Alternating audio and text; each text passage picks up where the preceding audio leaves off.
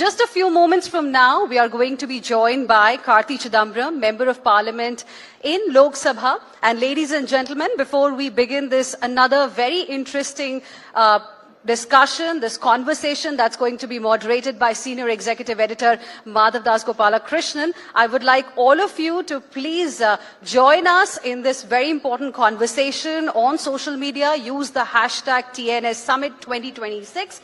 Let's join our hands together to welcome Mr. Karti Chidambaram, Member of Parliament, Lok Sabha, for a conversation on future of INDIA with Senior Executive Editor, Input Times Now, Madhav Das Gopalakrishnan. Over to you. Thank you so much, Hina, as well as Amita. Thank you so much, Mr. Karti Chidambaram, for joining us. And, I want to take off from the previous conversation. One of the last few questions that has become very, very topical, it's very unusual for a film to become this political, is the film of Dhurandhar. I hope you don't mind being a bit candid. Have you seen either Dhurandhar 1 or 2? I haven't seen the movie, but I know that there's been, I've been tagged in social media ever so often about it. And I know in another previous interview, somebody asked me about it as well. I mean, this is the usual tactic of the government to have this gossip, innuendo, all sort of thrust into, movie, and it's part of their propaganda exercise. But I've seen, I know that there are some references. I laugh about it, and Smita Prakash in fact asked me about it. I said the producer should have spoken to me. I could have maybe suggested somebody as a cameo. If somebody's going to play my role, I could have suggested somebody. So I don't know. I mean, I don't take these things seriously, but this is part of how propaganda works in today. You were not offended? No, if I have to be offended, I have a lot of things to be offended. This is the least of the things I should be offended about. There are many things which offend me, but this is just, I have a good laugh about it. Who would have portrayed your character? Oh, I actually wanted Pierce Brosnan. Pierce Brosnan? Yeah. All right. Let's get back to, the key issue, and one of the things that everyone's looking forward to in terms of this election is what will happen in your home state of Tamil Nadu. What really is the preparation for this election? 2 terms, does the DMK have the edge in this election? Will anti-incumbency play a role? What is your prediction? See, our alliance is the largest alliance, and traditionally in Tamil Nadu, the large alliance always wins. And the image of the Chief Minister, the reputation of the Chief Minister is pretty good. And in fact, he's got a little bit of an elder statesman image right now. The growth in the state is good. So I think we'll pip past the post. We should comfortably win and form government. We saw a little bit of sparring before the elections, though. Some of your party's leaders were demanding for a share in the government, something that's not happened for decades. They were asking for more seats. Was it just a bargaining tactic ahead of polls, or was there something more? We are a large political party. We've not been in government since 1967. So obviously we have expectations, but we have to temper our expectations with the limitations of alliance politics. So there was, of course, loud thinking. There were certain members of our party who perhaps wanted to explore other options. But I think the vast majority, and particularly the MLAs, all wanted the alliance to continue. And you must understand that this is not a new alliance. This alliance has been on since 2004. This alliance was formed by Mrs. Sonia Gandhi and the late Chief Minister Karunanidhi. So this is a time and tested alliance. Except for the 2014 election, we have contested all elections together, and we have won by and large most elections. So this is a proven track record. This alliance has a proven track record, and that there was not much of an appetite to look at other options, even though there were a few members who perhaps indulged in a little bit of loud thinking, which could have, led to some heartburn here and there. But it's all sorted out now. Our alliance is intact. Our, seats have been, and the number of seats have been agreed upon. And seat identification is going on now. We'll put up credible candidates, and we are very confident of winning the elections. Big X factor everybody talks about is Vijay. As a superstar, he's peaking. He's very popular. We've seen huge crowds. Will these crowds actually translate into votes? And who will he hurt more? Will he hurt the DMK, or will he hurt the opposition? He's no doubt a popular movie star. He's got a large fan base. Whether this fan base will convert itself into a vote, and whether that vote will convert into seats is a long journey. I think he will poll significantly. He'll perhaps surprise many by the percentage of votes he gets. But I'll be very surprised if it converts into seats, because he really doesn't have a proper command and control structure in his party. It still behaves like a large fan association. And he's going to struggle in putting up credible candidates in 234 constituencies. At the moment, there is this euphoria because he's a very popular movie star, and and in Tamil Nadu, there's always been a yearning for a non-DMK, non-ADMK formation. So people sometimes might get a little excited. But once he starts putting up candidates, and in the local area, people realize that this candidate doesn't have any kind of brand equity or any kind of social connect, and that campaign will slowly start going down. We are noticing that even now, because as we get closer and closer to election, we still don't know probable candidates from him. There are no strong contenders on a seat-by-seat basis. And whether they will have the resources, because to take on these two other large formations and sustain an election for 3 weeks is a tough question to answer. It would have made more sense for him to ally with one of the. I'm not here to advise him. I'm not here to advise him. Many movie stars have attempted to come into politics, and many have failed. And in fact, it's a myth in Tamil Nadu to believe that movie stars succeed in politics. Except for M.G. Ramachandran and Jayalalitha, every other movie star's foray into politics has been a misadventure. And even in our neighboring state, except for N.T. Ramarao, because that was in another era, everybody else has eventually embraced the coalition strategy for politics. So going alone, purely based on your box office popularity, has not necessarily been a formula for success. Do you see parties wooing him at least post-poll, if not pre-poll? No, it all depends on if you have seats, yes, you will be in demand. If you have no seats, nobody will even pay attention to you. And I can't see seat conversion happening, because in a three-way contest, he needs to touch a certain threshold to convert seats. And I've not seen any data suggest that, and that's not the feedback I'm getting from my social listening or by interacting with my own party members. Right. So this whole thing about him cutting across various alliances becomes secularly. He will definitely secularly get votes, and he's also going to get a part of the anti-incumbency vote. There is an anti-incumbency factor. There's always an anti-incumbency factor against any government, and that, in my opinion, helps us. The fact that he will take away some of the anti-incumbency votes, which is naturally votes which don't come to our formation, which would have gone to an opposition. Since the opposition is divided, and as Pranoy Roy always says, there's something known as IOU in politics, Index of Opposition Unity. If the opposition is divided, the ruling party, the ruling formation has an advantage, and I think we'll take that advantage. Right. Coming back to your alliance, you wanted 45 seats, the DMK only gave you 28. Is there some heartburn? See, this kind of, as I said, expectations have to be tempered with limitations. Every political party wants to maximize their opportunity to contest elections, and a large political party will have probable candidates in pretty much in every seat. This is natural, this is normal. This kind of negotiations, this kind of throwing up numbers, this kind of tempering it down, it's all part of in any coalition negotiation. This is not unusual, this is not happening for the first time, but eventually everything settles down. Now we will identify seats, we'll put candidates, we'll run a robust campaign, and we'll get on with winning the elections. Right. You're also chairman of the campaign committee, as well the manifesto committee, I beg your pardon, of Tamil Nadu Congress. What is it that you're going to, promise as far as... To be honest, nobody reads manifestos, So, and we're not going to be the governing party of Tamil Nadu. We are an alliance with potentially the party which is going to form government. At best, this can be a roadmap for the issues which we will raise. I intend to bring out a manifesto in a postcard size, so that there are only a few points which people will be able to absorb and and be able to the party will be able to intone it regularly. And this could be issues which we will raise consistently over the next 5 years. I don't think anybody is looking forward to the Congress manifesto as some sort of blueprint for governance, because we're not going to be in government. We're hardly contesting 28 seats. So this is going to be what I've already told my party is we are going to highlight issues which will affect the common person, and which are issues which we can raise consistently over the next 5 years, whoever is in government. Very interesting point you've made about the postcard. I don't know if you've asked your party leadership, have they agreed to this kind of a No, I will write a longer document, but I said nobody will read the longer document. I know the experience of manifestos. You can quiz your viewers as well. Nobody remembers anything in the manifesto. Today, everything is bite-sized, so I intend to give the manifesto also in a bite-sized format. My question was actually a little different in terms of what I was aiming to ask you.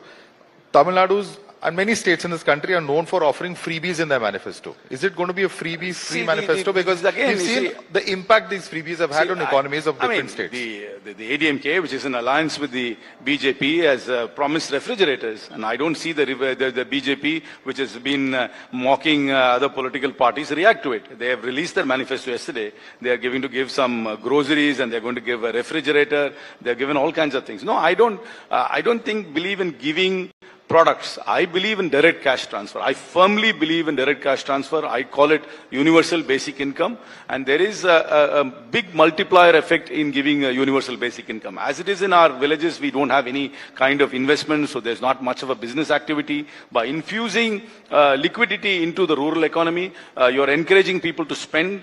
They spend the money around their area of residence, is normally within 2 to 3 kilometers. And if you ask any economist to go and measure the impact of direct cash transfer, and you will find salutary results. So I believe in a universal basic income, and that will be one of the points which I hope we will enforce in our manifesto as well. Right. But I believe in that wholeheartedly. I don't think it's a freebie. I think it's good economics. It directly goes to the woman's account, and that money is spent in the local economy, and it multiplies the local economy. I think there has been a stat in saying that every rupee given as a direct cash transfer actually brings a minimum of 2x benefit to the local economy. Right. I want to take you back to 3rd December 2023. You tweeted 2 words, "The South!" ! And that tweet went viral.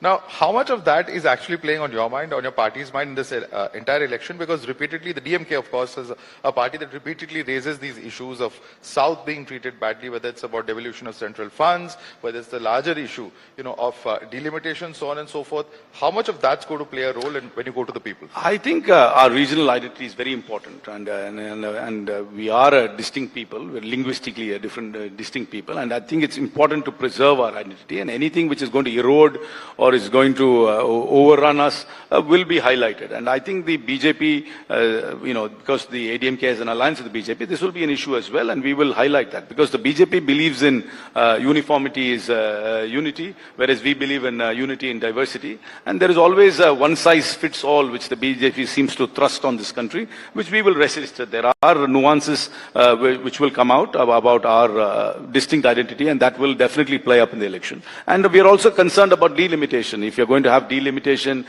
purely based on population, we don't want to be disenfranchised. At the moment, we are, if including Tamil Nadu and Pondicherry, we are 1/2 of UP. In terms of UP has 80 seats, we have 40 seats. But if delimitation is going to say increase seats in UP to 150 and just go to only increase us to say 50, we become 1/3. We become even more irrelevant. So we'll definitely resist all these moves. Right. You must have seen yesterday itself, there was an issue raised by one of the BJP members, Devi Shergill. He questioned the need for members of parliament to come dressed in t-shirts, collared t-shirts, polo t-shirts. What do you think about this Rajya issue of dress code in parliament? I mean, if you're going to have a dress code, have a dress code. I mean, for example, in the US Senate, you can't go in without a suit and a tie. I mean, are we going to have a dress code? So, but what is considered proper, what is not considered proper is something which must be defined. I mean, I've seen people who just come with just a shawl over their shoulders. I mean, I've seen some people who are, who just come in with a dhoti and a shawl with no stitched garment, only woven garment. So how are we defining this? What is proper, what is improper? Are we going to be wasting time on this kind of triviality? I don't know. So. But you wear a veshti in parliament and you're wearing a suit today. So the clothes also speak some amount of, about the location that you are, in Tamil there is a saying known as Aal Padi, Aadai Padi. The man is half and what he wears is half. The reason I wear a vesti and shirt to parliament is because I'm very proud of the fact that I represent Sivaganga, which is in a southern district of Tamil Nadu. And in order to reinforce the cultural identity, I wear there. The reason I don't wear a vesti outside is I think if I wear a vesti all the time, younger voters think I'm a fuddy-duddy and they think I'm too dated. So in order to be more relevant to that audience, I dress differently elsewhere. That's all. I make a point with it. That's it. But others might not want to make a point with the clothes they wear. That's it. Do you think that's the reason why Mr. Rahul Gandhi wears a t-shirt and loose baggy pants? I can't answer appeal to the Gen Z? I can't answer why somebody chooses to wear something or not. I mean, I think the Prime Minister's over overdressed most of the time anyway. So. Okay. Mr. Rijiju was sitting in the same seat that you're sitting in this morning, and he made a very interesting point. He says that it's not about the respect of the individual themselves. You may respect or disrespect an individual, but as the LOP, that chair commands a certain respect. He gave the example of Mr. Somnath Chatterjee used to dress very casually when he was made the speaker, and he occupied that chair, he used to dress very formally. As LOP, do you think that the Minister of Parliamentary Affairs has a point? I'm not going to be drawn into this. It's an individual choice, and everybody makes their individual choice about their own choice of clothing. I mean, so I'm not really going to be getting drawn into this. So. All right. Mr. Karthi Chidambaram, the Grand Old Party controls only 3 states of India today. You are in alliance in several other states. But what does this really show about the future of the Congress party? Because there have been several elections, and I'm not going to get into how many elections have been won or lost, but the point is the party is only in a fraction of where it was at one point of time, just about a decade ago.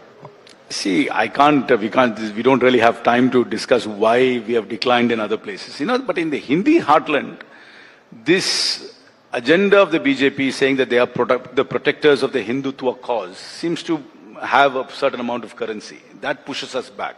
But if you go outside the Hindi heartland, we are very competitive in many states. There are at least 12 states where we are very, very competitive. But in other states, for various reasons, we have slipped behind. But that's not something which we can, sort out in a short conversation here. But obviously, we've not had the electoral success the BJP has had recently. But that does not mean the Congress is washed out or is done with. There is an opportunity for us, but we also need to communicate better. We need to look at each state, look at the political grammar in each state, and reinvent ourselves. And I'm not very familiar, or I can't offer advice to other states. But in Tamil Nadu, I think there are certain things we could do to become much more relevant than what we are right now. Right. One of the things that BJP points out, and we've seen also Priyanka Gandhi, her speeches, whether it's her engagement in Parliament, even the government says that, at least she listens to speeches. Do you think that her approach, the manner in which the opposition deals or engages as far as parliamentary democracy is concerned, and you've been a parliamentarian for some time, do you think that is also a role model for what opposition can do? No. Please, it's not just about Priyanka Gandhi. The government doesn't give space for the opposition to raise issues of our choice. They want, not one adjournment motion has been admitted by the Honorable Speaker till date. I mean, if you traverse through the records of Parliament, I've never seen such a long spell of somebody being in the chair disallowing every adjournment motion. In parliamentary parlance, there's something known as saying that the government can have its way, but the opposition must be given its say. So why is the government so insecure? This is a very insecure government. This government doesn't behave like a third-term government. They're always so coy about allowing the opposition to raise any issue of our choice. They can always vote us out. They have the numbers. Because they have the numbers, that's why they are in government. But why do they always stifle us and not allow us to raise issues which we think are important of the day? It's a judgment call we are making. We will raise that issue. They can vote us out. They can have a debate in Parliament. If there's a vote is called for, they will win the vote. If they firmly believe the issue we are raising is irrelevant, the people will ignore us. But they can't decide what issues we will raise. That's the fundamental problem in Parliament today. The government wants to decide what issues can be debated. They don't want to give us any space. And even when we raise the issue, they want us to put us in a very narrow channel and say, oh, you can't refer to this, you can't say this, this is not allowed. So they can't be deciding the content and tenor of how we present our points as well. And that's exactly what's happening in Parliament. And that's why things break down, and that's why Parliament at times becomes dysfunctional. But they say there was an attempt to get out the Prime Minister, there were lady MPs. I'm not aware of that at all. I mean, I don't think there was any attempt to do that. The Prime Minister wasn't in the House at that time, and the House wasn't even in session. So this is yet another of these soft propaganda which circulated, with no evidence, none whatsoever.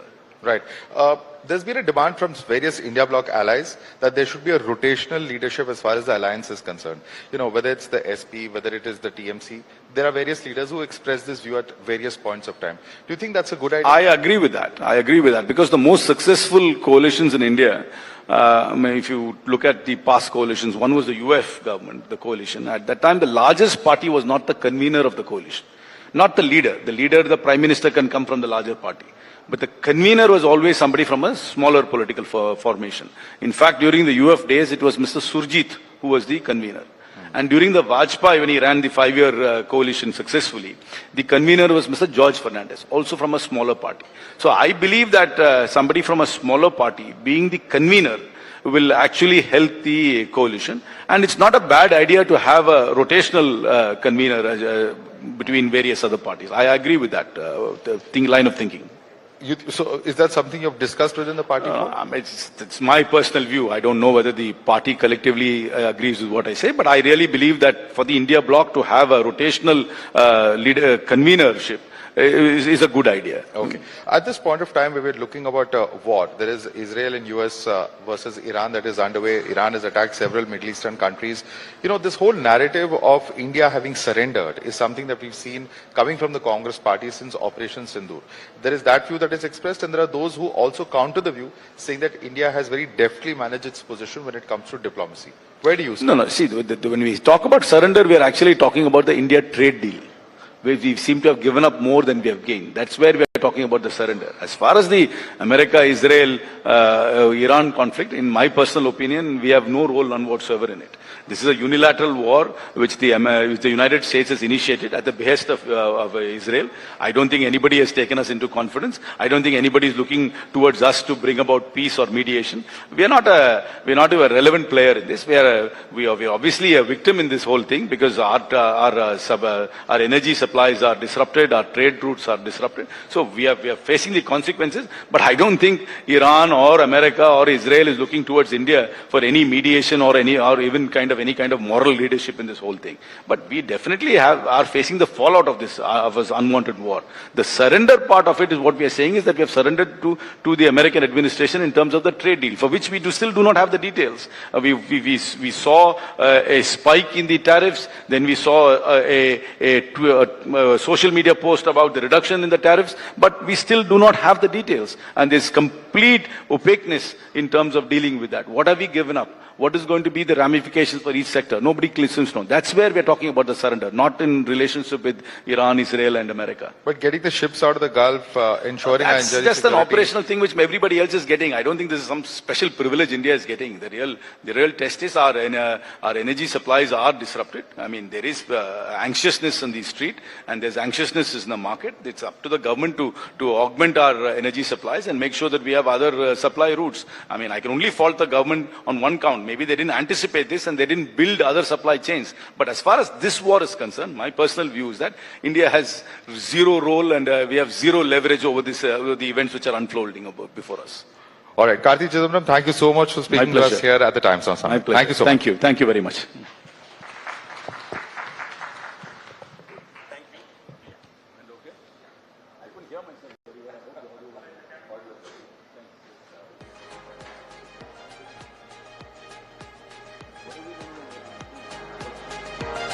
Thank you very much, Mr. Chidambaram. Madhav, request you to present, sir, with a token of our appreciation. Big round of applause, ladies and gentlemen. This has been a very insightful conversation that we have had with Mr. Karti Chidambaram.